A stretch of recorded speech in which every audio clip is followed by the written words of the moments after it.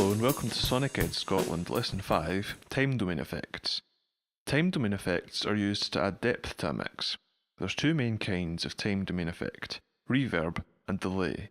In this lesson we're going to look at the controls on each, as well as how you might use them in a mix.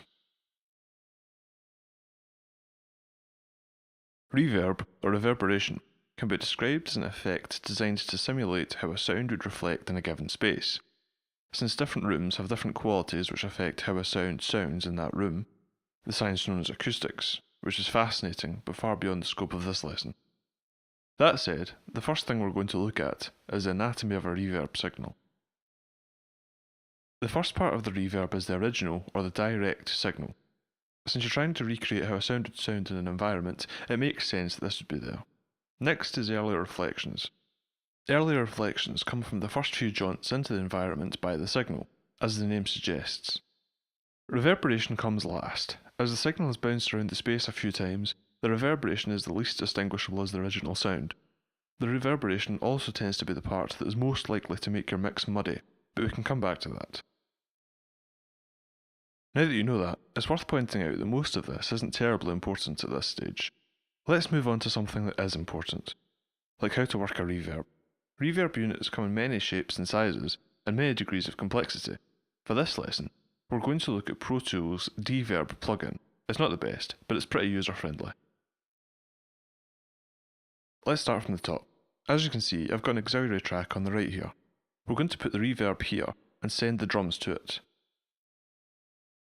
Go to Insert, Reverb, and pick Deverb. We're going to close this just now and go to our sends for each drum and send it to the reverb. Go into bus, choose a bus. For this, we'll use bus 1, 2. And then assign the input on your reverb track to that same bus. Think of buses like a pathway. If you walk the same path between a kick track and a reverb track, you'll eventually get to the same place. I'll set up the sends for the rest of these tracks. As you can see, I've assigned each track a send to bus 1, 2, so that all tracks are being sent to the same bus, and as such are coming into the reverb at the same place. But just now all of these sends are coming in at -infinity, which is silent. There's a couple of different ways you can change this. You can click on the bus and it'll bring up the control, this window here, for you to change. This works, but it's a bit cumbersome. If you press Command and click on this arrow here, that'll bring up a smaller view for each track. I'm now going to play the track and use these short faders to mix the signal going into the reverb.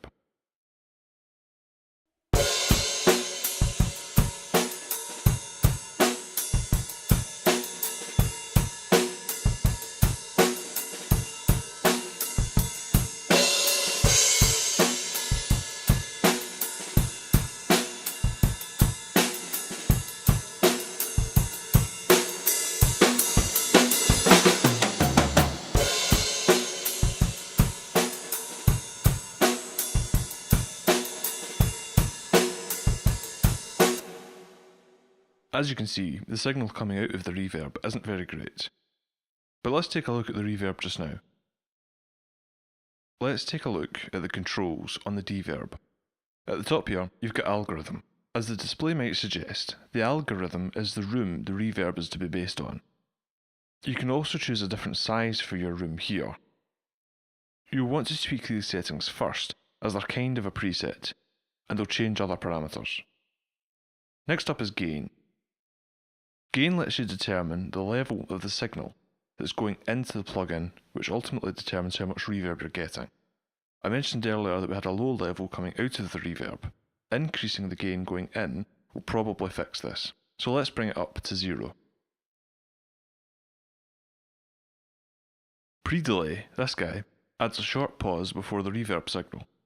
This can be used to almost stretch a sound out, since the human brain hears anything that happens in the space of around 1/30th of a second, 30 milliseconds or less being the same sound. This is an effect known as the Hass effect, which we'll look at later.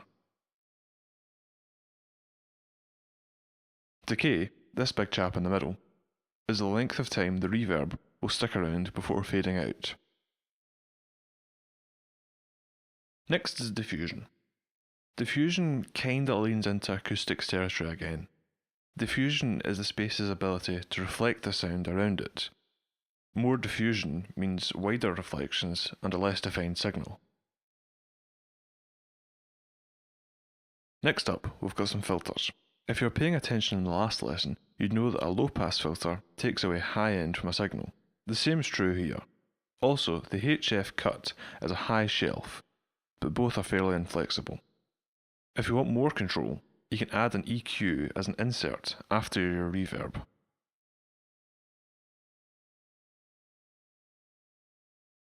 The mix control lets you choose how much of the output you want for the reverb signal and how much you want for the original signal. 100% wet means full reverb, 100% dry means no reverb. In this case, since I'm using a reverb and a track on its own, it's best to have a 100% wet mix, because the 100% dry mix is coming from their original tracks. You can get reverb processors with more controls, like Sonic's Oxford Reverb, which allows more detailed control of the three main parts of the reverb described earlier, with onboard parametric EQ. Of course, you probably won't find a reverb with dedicated direct signal control, since you can control the balance of the direct signal versus reverb with the mix control. Let's listen to how this sounds with the reverb just now.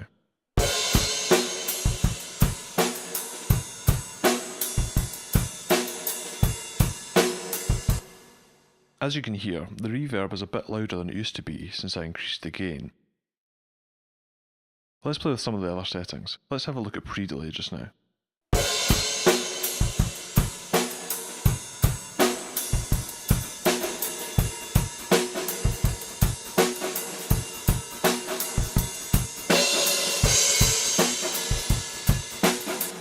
You can really hear the gap between the original signal and the reverb with the pre-delay set so high.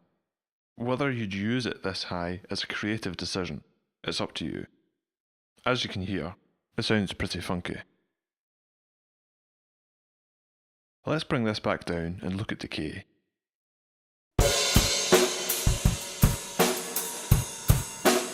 Let's bring it up.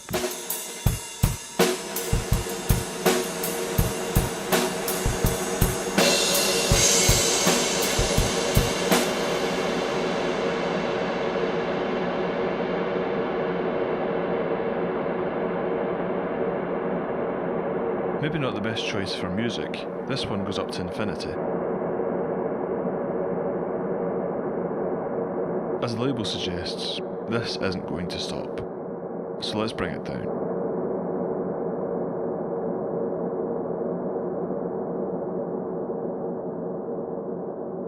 As you can see from the display here, you can still get some pretty long decays, 56 up to maybe 60 or 70 seconds. Pretty extreme decays, probably longer than you'd ever need for music, but it could come in handy for post-production. You can also use extremely short decays.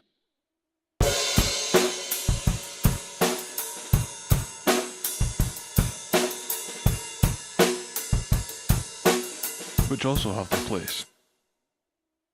Let's look at diffusion. I'll bring the decay up back to what it was originally. Wide diffusion.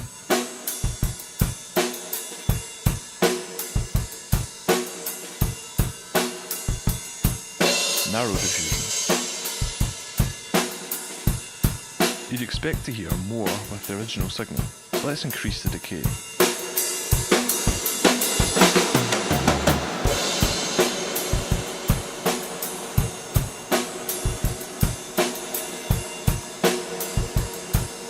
And increase the diffusion.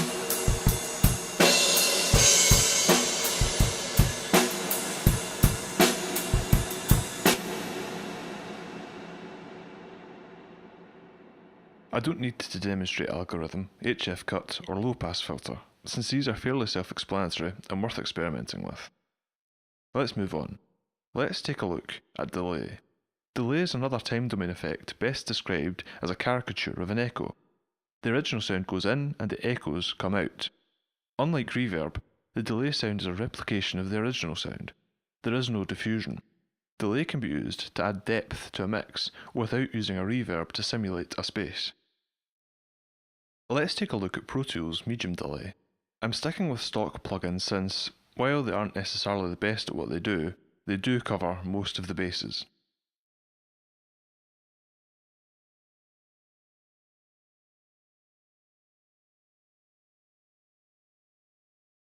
You'll notice that this is a stereo plugin. That is, it has two channels which are processed, in this case, separately and have different parameters as such. You'll also notice that I've simply replaced the reverb on the reverb channel with this delay. In this way, the buses that were sending tracks to the reverb are now instead sending to delay. This means we've got exactly the same mix going into the delay. Let's take a look at the controls on this delay. You've got gain, mix, and low pass filter. These do the same as they would on a reverb plugin. Then you've got delay. Delay determines the length of time in milliseconds between the original sound and the delay, as well as subsequent delays. Longer delays lead to bigger gaps. As I mentioned before, you can use a really short delay to exploit the Hass effect and make the sound longer. This is known as doubling.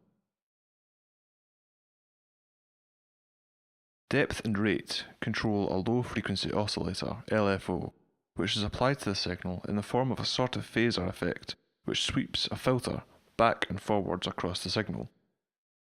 I'll demonstrate this later. Feedback determines how much or how little of the signal is run through the processor again. You can get some pretty wacky effects with extreme feedback values. Tempo, meter, and groove, this section at the bottom. These guys let you work with delay in musical terms. If you've got your tempo set up in your tempo ruler, hit the metronome icon here. This will link the tempo to the tempo ruler. If not, key in your tempo and your meter, your time signature, and you're good to go.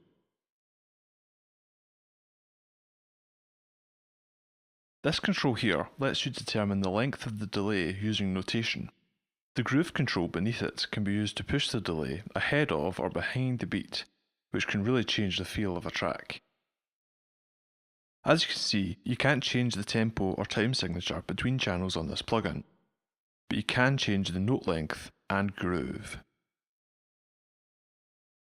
You probably know where this is going by now. Let's take a look at these drums again. Like with the reverb, I like to put delays on an aux track and bus the desired parts to it. As such, I tend to set the gain and mix to maximum. Note that if no gain is applied, the level is 0. I worked out the tempo of this track during recording, so it's available for use with the tempo control. As you can see, it's already linked in with the tempo ruler, so we'll run with that.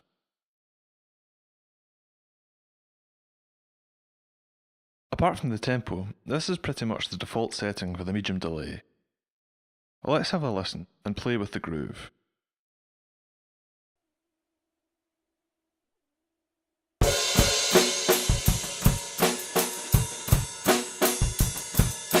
Let's throw it up.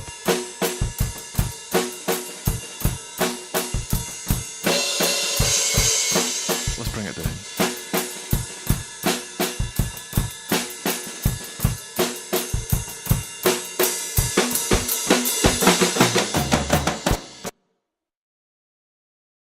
You can hear how the delay deviates from the beat, as well as see the delay time changing on the display here.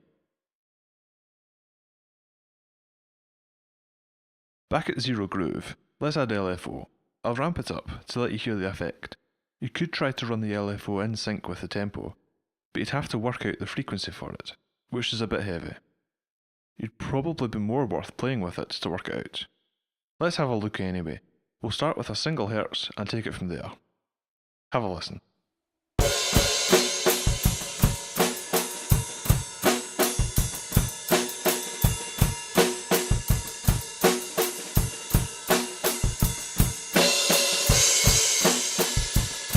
Now we'll bring the rate up to 5 Hz for each side.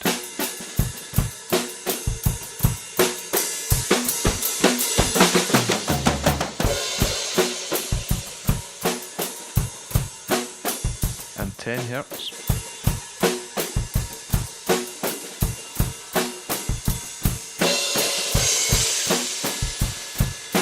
You can really hear that flange effect coming through now. Let's bring these back down to 0 and move on to feedback.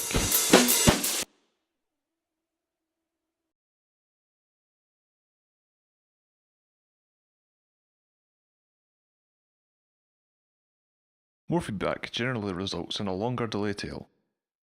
Let's have a listen. We'll start off at 0.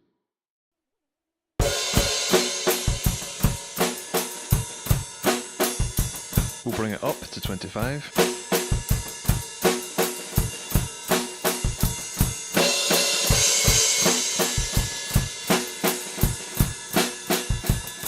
And 50.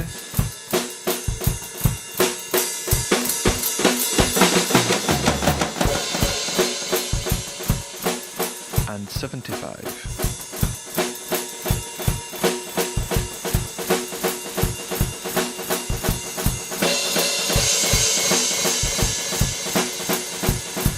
You can hear how these higher feedback settings really bring out the length of the delay tail, as well as the intensity of the delay. There's one more thing I should mention about feedback. That's 100% feedback.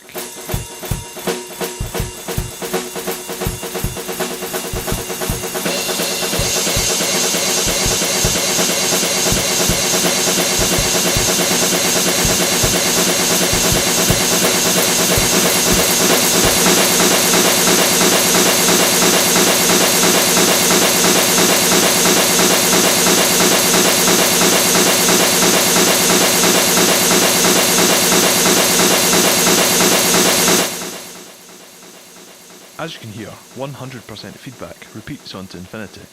It's not much use for music, but it's good fun if you're into that sort of thing.